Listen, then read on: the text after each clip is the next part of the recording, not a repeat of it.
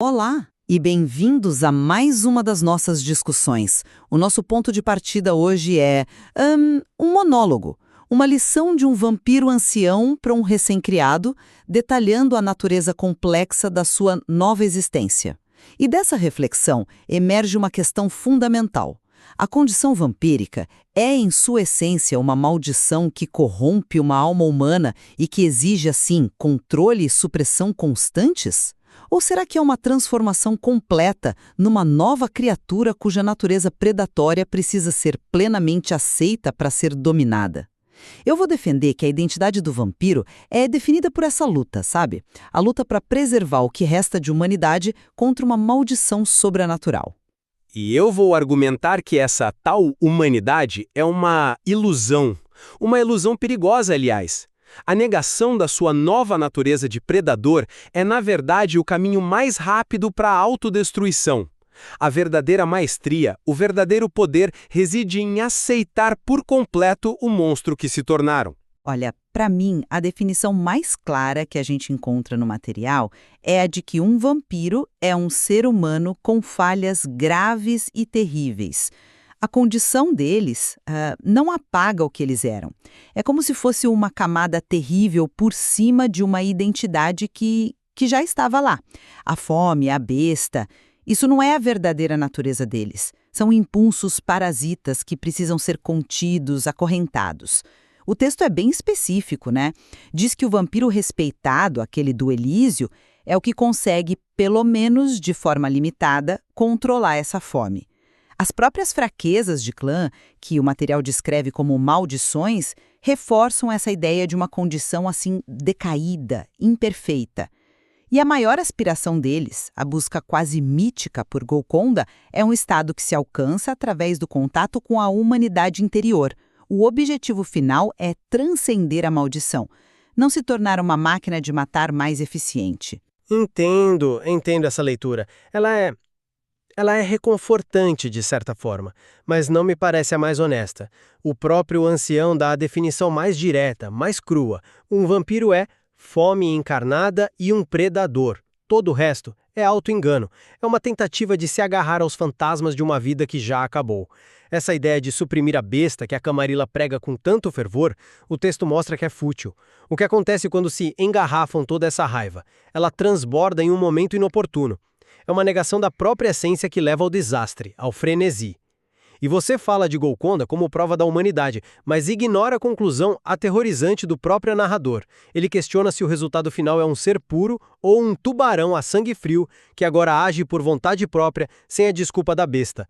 Isso não soa como iluminação para mim, soa como a perfeição do predador. Mas aí você está equiparando a besta ao eu verdadeiro, e o material não apoia isso. Ela é descrita como uma força de selvageria pura, sádica e predatória. É um instinto animal que precisa ser acorrentado. Por que mais existiria uma sociedade como a Camarilla?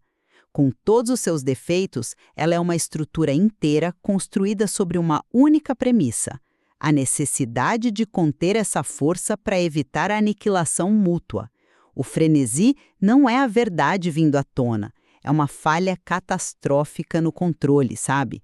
É a perda completa da identidade. É o momento em que o ser humano, com falhas, é obliterado pelo parasita. Você chama de parasita, mas é esse parasita que dá a eles todo o poder. Como você reconcilia isso? Chamar a besta de inimigo é criar uma guerra civil dentro de si mesmo. Uma guerra que, vamos ser sinceros, você está destinado a perder. O ancião é explícito, a supressão leva ao desastre. A besta é o motor, é o que alimenta as disciplinas, o que permite que um corpo clinicamente morto se mova, pense e casse. O controle de verdade não vem de trancá-la numa jaula, mas de entendê-la, de direcioná-la. A afirmação de que os vampiros do Sabá têm controle total sobre suas bestas porque as alimentam por escolha própria, essa é a chave de tudo. Mas que tipo de controle é esse? Pelo amor de Deus!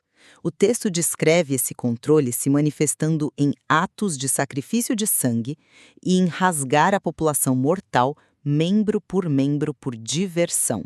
Isso não é domínio, é capitulação. É deixar o monstro vencer e depois criar uma filosofia inteira só para justificar a atrocidade. Qual a diferença disso para um frenesi, exceto pelo fato de ser premeditado? Ah, mas a diferença é fundamental, é a escolha. Um vampiro da Camarilla perde o controle, entra em frenesi, mata o aliado mais próximo, quebra a máscara. Ele é vítima da sua natureza. Um vampiro do Sabá escolhe a hora e o lugar para soltar a coleira. Um é caos, o outro é uma arma. O resultado para a vítima pode ser o mesmo, mas a dinâmica interna do vampiro é a diferença entre ser mestre da sua condição ou um escravo dela. A Camarilla teme a besta, o Sabá a cavalga. Quem você realmente acha que tem mais controle? O cavaleiro que não consegue descer do cavalo eventualmente se torna parte dele. Esse suposto controle do Saba é uma ilusão. E isso me leva direto às fraquezas de clã. O material não podia ser mais explícito. Elas são chamadas de bens, curses, fraquezas. Não são especializações. O Ventrue com seu gosto refinado, o Nosferatu com sua aparência monstruosa, o Bruja com sua propensão à fúria, eles não são fortes por causa disso. Eles são limitados por isso. O texto chega a dizer que os clãs que tentam ver isso como força estão se enganando. São falhas, estigmas da sua condição amaldiçoada. Bom, linguagem é uma ferramenta de percepção, não é? O que um humano caído chama de maldição, um predador bem-sucedido pode muito bem chamar de ferramenta. Você vê uma limitação, eu vejo um nicho ecológico. A restrição alimentar do Ventrue, que você aponta como fraqueza, força ele a cultivar um rebanho de alta qualidade, seguro, discreto. Isso é, essencial para a sobrevivência a longo prazo. O Nosferatu é forçado a dominar as sombras, a informação, tornando-se o espião perfeito. Certo, posso até tentar ver um argumento tortuoso para esses dois. Mas e o Bruja? A fúria deles não é uma especialização, é um gatilho, é um puro passivo. Torna eles previsíveis, fáceis de manipular. Essa fúria é a besta borbulhando constantemente na superfície, uma falha perpétua no controle que você mesmo disse é a chave. Como isso pode ser visto como algo além de uma falha de projeto? Porque você continua analisando isso como uma mentalidade humana de salão. No mundo dos predadores, onde a violência é uma linguagem, uma reputação de fúria explosiva é um escudo formidável. É um impedimento.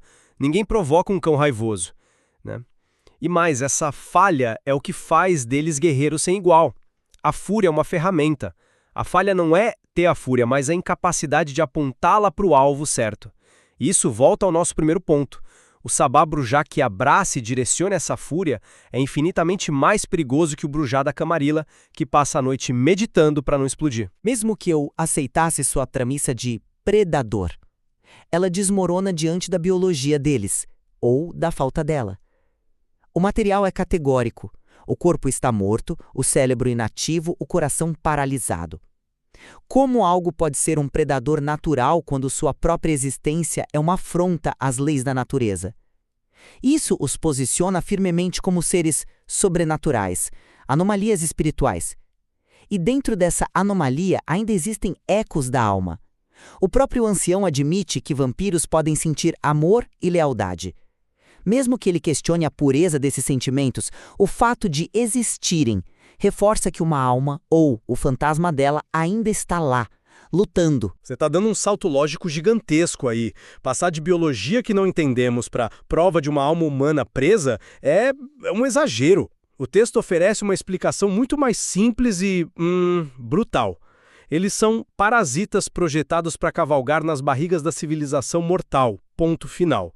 A biologia misteriosa não prova a alma, prova que o mecanismo é terrivelmente eficiente. E essas emoções que você cita? O texto a subverte no segundo seguinte.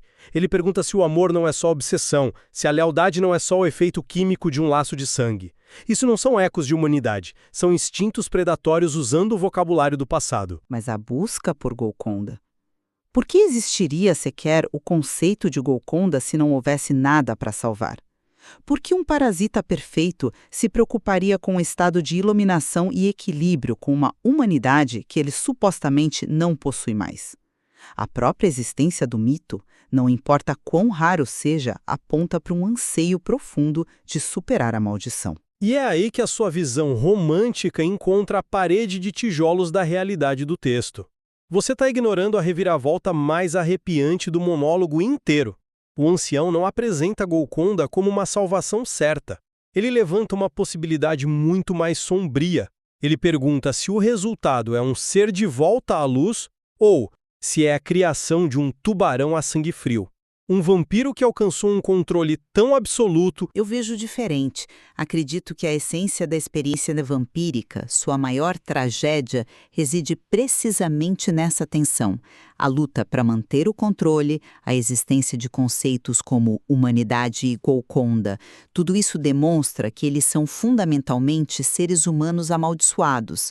A monstruosidade não está na condição em si, mas em ceder a ela, em parar de lutar. Eles são, como diz o texto, o que eram antes, apenas com formas diabólicas. A base ainda é humana. E eu vejo a verdadeira tragédia na recusa em aceitar a transformação. Tentar viver de acordo com o código de uma espécie que você não é mais é a receita para a hipocrisia e para o colapso violento. A maestria, e talvez a única paz possível, vem de abraçar a natureza predatória, de afiá-la até o ponto em que não há mais conflito, apenas a eficiência fria e perfeita daquele tubarão. A luta não é para preservar a humanidade, é para transcender a necessidade de fingir que ela ainda importa. Bom, fica claro que a questão "o que é um vampiro?" permanece uma fonte de tormento filosófico para essa espécie. O material nos mostra que não há uma resposta fácil. E talvez seja essa a essência da maldição no fim das contas, a incerteza eterna. De fato, a reflexão final talvez é que a resposta dependa do próprio indivíduo. A verdadeira natureza de um monstro está em seus instintos inescapáveis ou na consciência que ele tem deles, e na escolha de lutar ou não contra